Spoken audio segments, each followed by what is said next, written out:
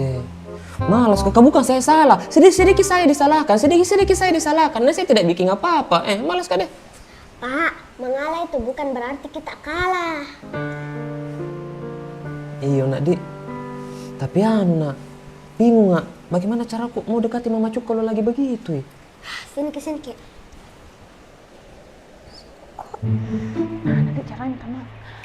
Sayang, minta maaf kan ah? Iya, salah Kak memang.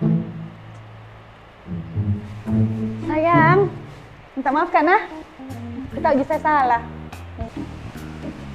Minta maaf kan ah? Kita tahu bisa salah. Sayang, maafkan kan ah?